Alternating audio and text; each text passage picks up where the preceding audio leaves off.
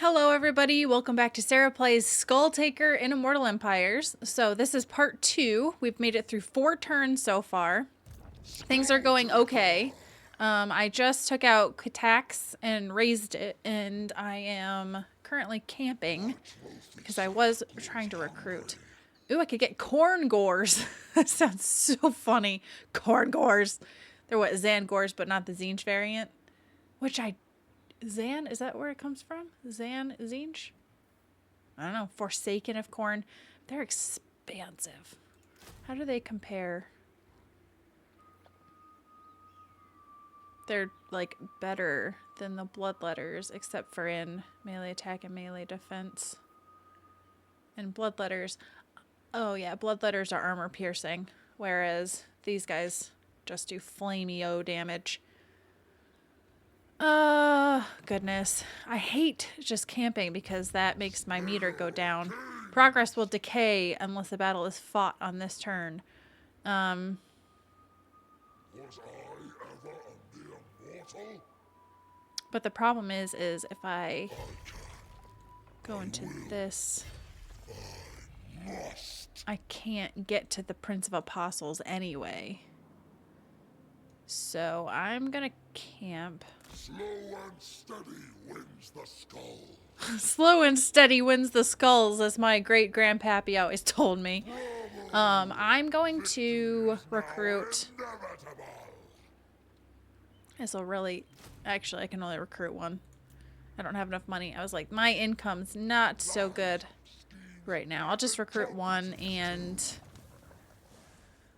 Blood Reaper, maim, kill, destroy, slaughter. Maim, melee attack, maim, kill, melee defense. I'm gonna go full melee attack. The Cloak of Skulls is comprised of 10 unique skulls. Each skull can empower to provide different effects and bonuses. Selecting a skull within the Cloak of Skulls panel displays its effects while empowering. It is only possible after previously empowering another which connects to it. Each skull may be empowered through 3 levels of effects, but at increasing champion's essence cost. With a valid skull selected, empowering it will deduct the specified champion's essence and grant its benefits. A list of all the effects provided by the Cloak of Skulls is shown here. Alright, so I have one right here, which is Blood God's Shackles, which is what I already have, right? Empower. We'll spend this essence, which I have to do because this is the bottom one. Okay. So to gain more champion's essence to empower, okay. Level 2 is armor and missile resistance immune to flanking. Ah, I see. So I did the number 2 on it, not one of these. Replenishes 10% campaign movement range after defeating a lord. Gains 25% of the experience of the defeated lord. Oh. Oh. Okay. All right. Well, I should have thought about that more before I did anything, but that's okay. We're fine. We're all good. Clan mange. Yeah, I didn't think anybody would want to be friends. I got more money, though. Did I get that from the skull? That's not what I meant to do. Nope, I don't want diplomacy. Nope, I don't need that. I don't need your help. Stir the urge to kill, coward. I'm gonna get another blood letter. Why not? Unholy manifestations.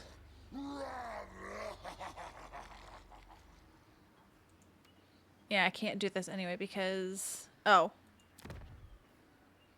Required. This spends skulls, right?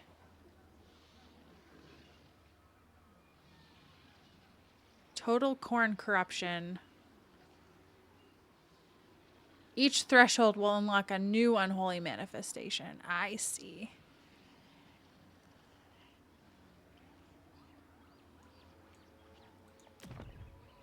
Let's just do it and see what happens, right? Uh-oh. Oh, I see. I fight them. Oh. Skull Ducks. This, okay. I'm picking up what they're putting down. I totally understand now. Oh, man. That gave me a lot of damage. Can I redo that? I should. I don't know what I was thinking. That's not very much replenishment. Dagnabbit. A tribute to our lord. First among champions. That was probably stupid, but here we are. A hero's journey ends here. Alright, I don't want to do anything there. Okay. I feel like I'm floundering so far. I feel like I'm not playing Skulltaker the way I should. I'm not being aggressive enough or something. I don't know. A good day. I do have a lot of skulls, so I could settle at Chakwa if I can take it. I think that would wipe out those apostles. I don't know what they are. Flaming scribes? No, that's a different campaign. That battle did help me increase my bloodletting. That's what it's called. There's so many blood things with corn. Oh, mage is gone. I should have taken what I could have.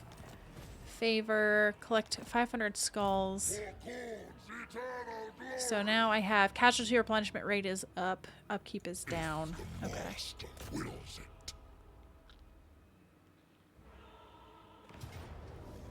Decisive victory, low casualties. So now this time, this guy is one of the caster Birdman. Birdmen. So they do fire and magic damage. But it is... I'm going to fight it just so that I can get some practice. And the auto-resolve, I think, will give me more damage. Maybe. I do tend to take a lot of damage myself, and half my army is damaged, so I guess we'll see. But Skulltaker and my heroes are fine, and my 2 exalted bloodletters are fine, so even the beast riders, or the blood riders, goodness. I played Nurgle too long. I keep thinking they're Rot Knights. They're not Rot Knights, but they're like the same thing, but the corn variant. The blood riders. Blood crushers. Good heavens. Alright, so they're all just hanging out over there. I guess we can... I'd prefer to keep these guys not like on their own or anything, but just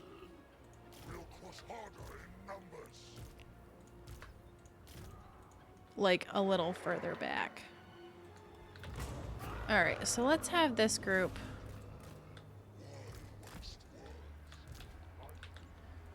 Gonna have these guys just kind of run in.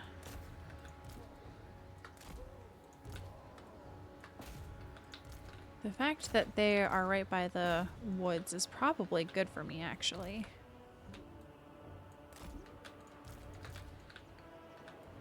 Bring these guys in behind. Because that way when they try to shoot me with their blasted little magic missiles...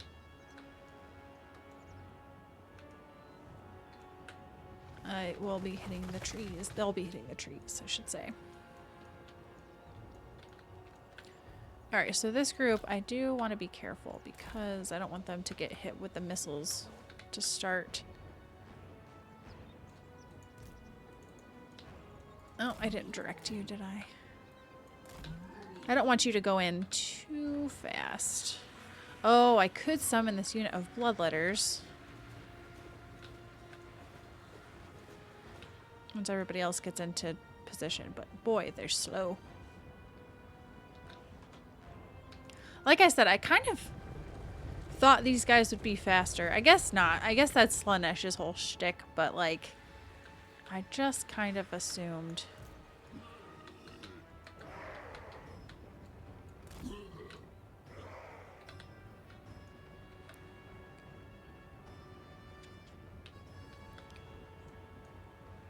Alright, so we've got harpies to take care of, and they actually are pretty nasty. Hey, hey, hey, hey, hey. Ha! Ha ha! You loser!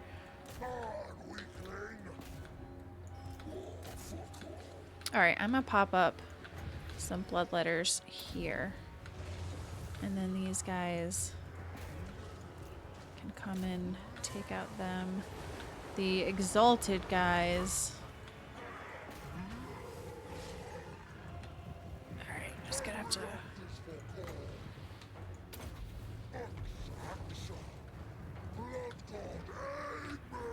Alright, so this group, still gonna have you come in and assist.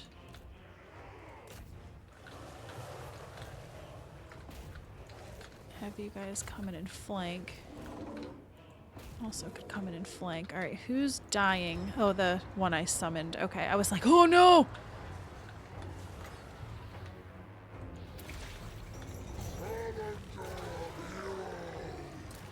I want you to fight this guy.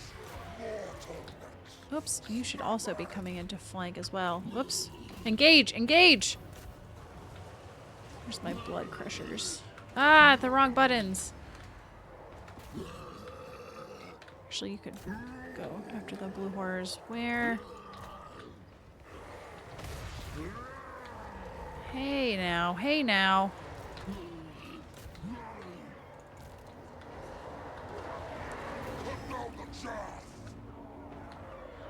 Alright, melee attack, we'll just... Okay, enemy lord is wounded. So are my guys.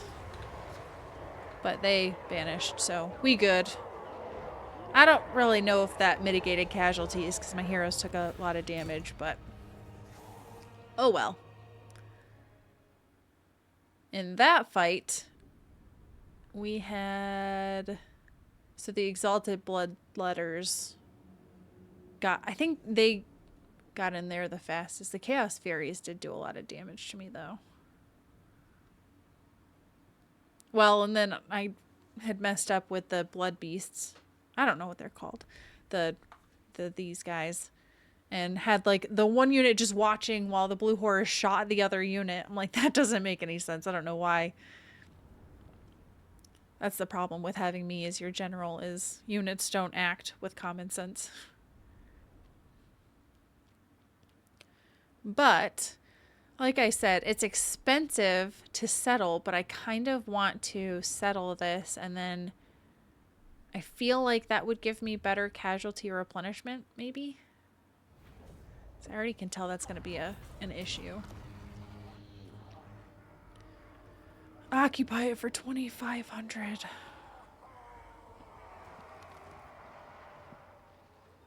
Summons a blood host. This army cannot recur or exchange units. It will take damage, but its survival can be extended by fighting battles.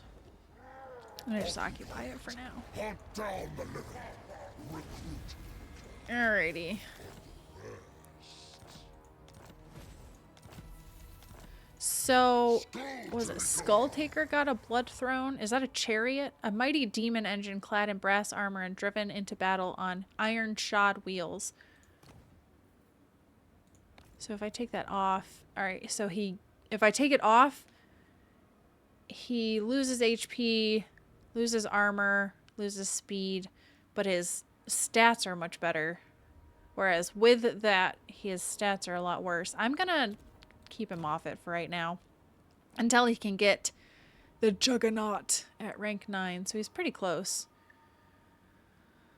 Alright, let's keep doing this. Skulls for the skull throne. This guy I'll give physical resistance. Okay, so this is cavalry. This is the infantry recruit rank. But I also had done the pillar. No, I had done the pillar. Hounds of War. It's a further 2 flesh beasts. Admiring the corrupt. Bloodletter. Gates of Wrath. 2 hateful to die. Lord for cultists. Ward save for all characters isn't bad. Harvester's Pride. Skulls gained is good. Skull harvesting. Chance to automatically colonize your ruins. Gift of Defiance. Bitter rating.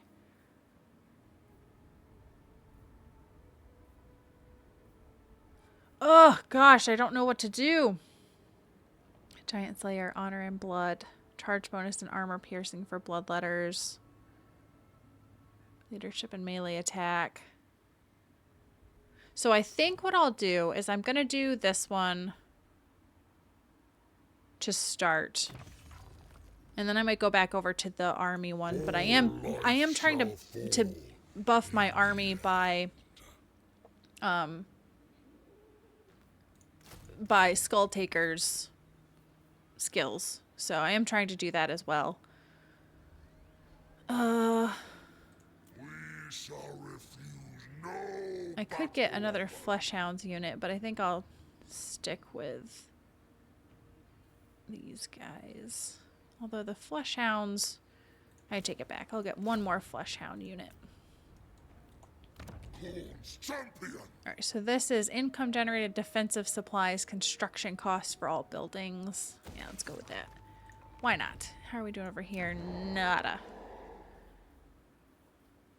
Gonna have to save my cash. Now I would like to capture and occupy Quitax. I would like to do that next turn. I don't think I'm gonna be able to get there. But then I'm gonna have a decision to make is who do I go after? Do I go after Alberic right away? He's rank 7, I'm rank 6. We're pretty evenly matched.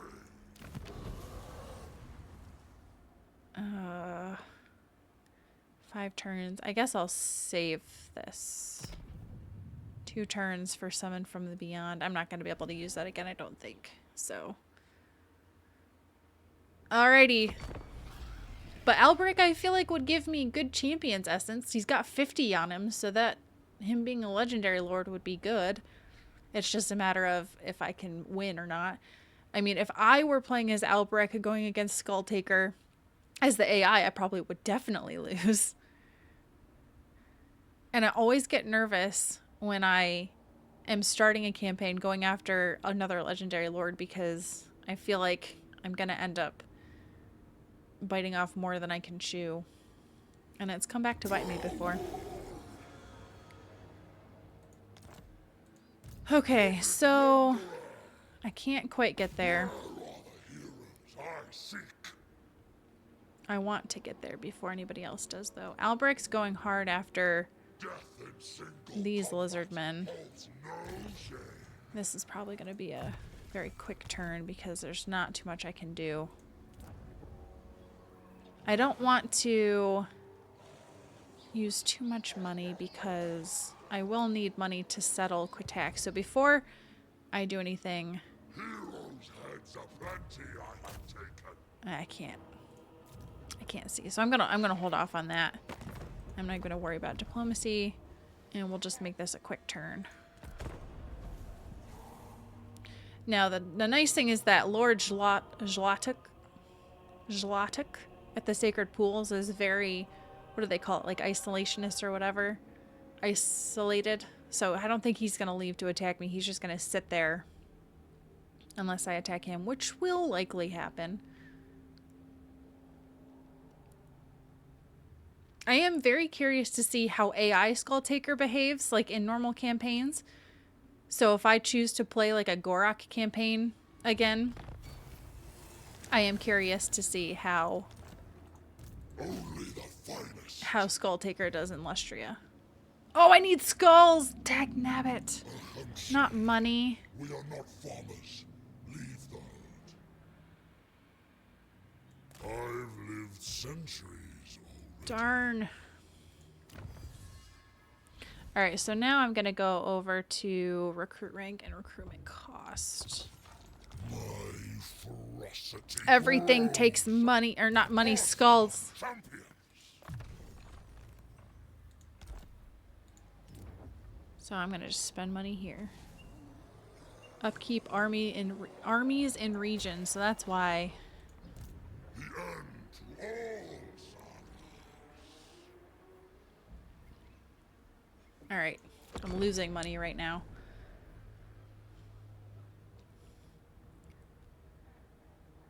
And the bounty on Alberic just keeps going up. Serena has some money as well. Or not money. Champion's essence. She's not as important as Alberic is. What I'm afraid of happening, though, is I'm afraid of attacking Alberic only to then be attacked by, like, Gorok or somebody else. Rakarth or something crazy. I don't know. But right now, my plan... Oh, I made some money there. That's good. Is to go after... I can't get there! I'm gonna decay!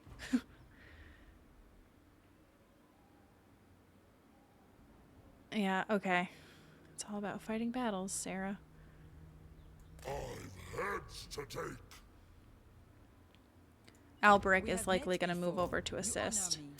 And then this is going to get real messy. Real messy, because he's got some Knights Errant and Knights of the Realm. They're just going to trample over my poor bloodletters. I'm so mad. I'm so mad about this stupid skull thing. I wouldn't have spent skulls. Was it off by like 50? No, we needed more than that. Okay.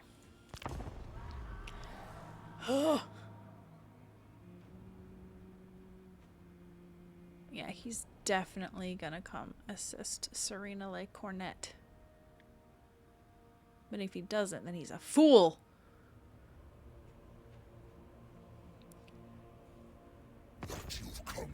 He's declaring war on me, and then he's gonna attack me. I see how it is, Alberic. I see how it is. We're pretty much even. Decisive defeat. But what if I retreat? Which is very uncorn-like. Did Serena leave? It sure looks... Unless that's a new lord. I don't know. The other thing is, I do have Luther Harkon that usually goes after Alberic. So maybe he also would help me fight Alberic. Yes! It's mine now. Ha ha ha. Excellent. Excellent. Growth. Upkeep. Control and corn corruption. Recruitment cost. I think I'll go with growth right now. I like Winds of Magic. Isn't corn like anti-Winds of Magic though? You dishonor me. This is the big garrison as well.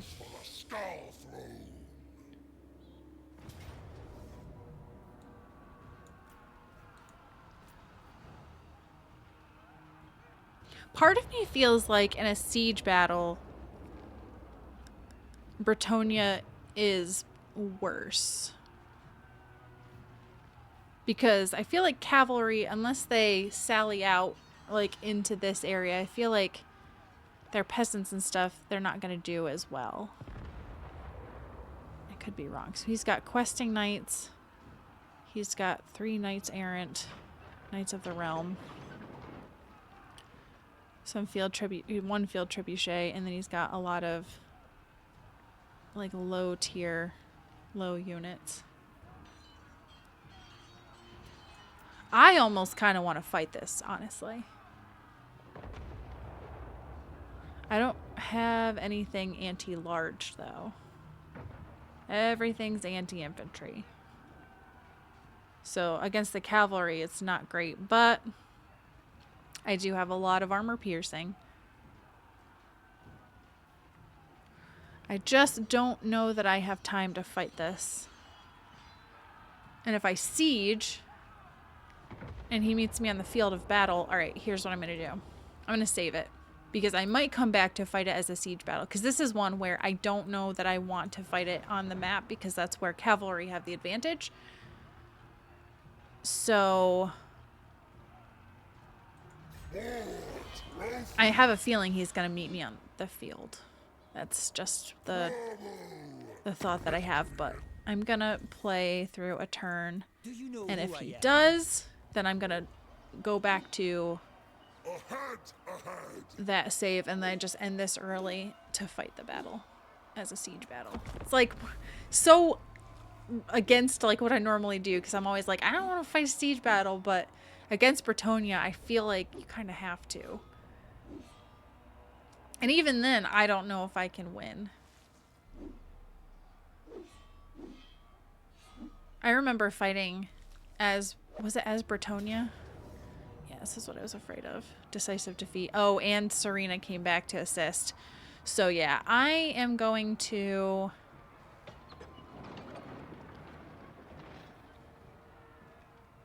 For right now, I'm going to retreat, but I think I'm going to load that save up again. And then I will start the next one with that save. Because now that Serena's back, it's just going to make this battle even harder.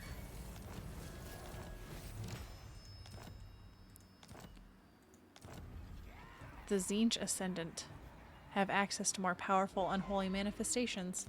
How come that couldn't be Khorne, huh? For the Skull Throne! Khorne's champion! Blooded Wanderer!